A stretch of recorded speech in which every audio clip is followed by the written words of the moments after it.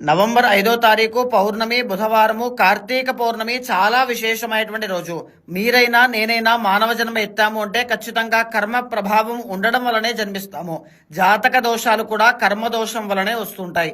ఇలాంటి కార్తీక పౌర్ణమి లాంటి పుణ్య తిథుల్లో ఎవరైనా దీపదానము చేసినా, సాలగ్రామ దానం చేసినా, కేవలం దీపం వెలిగించిన ఆవు నేతితో, లేకపోతే శివుడికి బిల్వదళాలతో పూజించిన, భస్మాభిషేకం చేసిన, అన్నదానము చేసిన, శివనామస్మరణ చేసిన, విష్ణుమూర్తి యొక్క దర్శనం చేసుకున్న కార్తీక పౌర్ణమి లాంటి తిథినాడు చేయడం వల్ల విశేషమైన పుణ్యం లభిస్తుంది. కర్మ అంతా కూడా తొలగిపోతూ ఉంటుంది. మేజర్ గా చెప్పాలి అంటే వృషభ రాశి, సింహరాశి, తులారాశి, ధనస్సు రాశి, కుంభరాశి వాళ్ళకి గురు బలము అనేటువంటిది లేదు.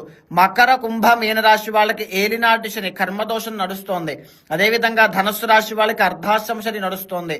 సింహరాశి వాళ్ళకి అష్టమ శని ప్రారంభమైంది. మిథున రాశి వాళ్ళకి కంటక శని నడుస్తోంది. అనేక రాశులందరూ కూడా ఎవరైనా సరే కార్తీక పౌర్ణమి నాడు శివ ఆరాధన చెయ్యండి. కేశవుడు అంటే విష్ణుమూర్తి యొక్క ఆరాధన కూడా దర్శనం చేసుకున్నంత మాత్రం చేత విశేషమైన ఫలితాలు ఉంటాయి.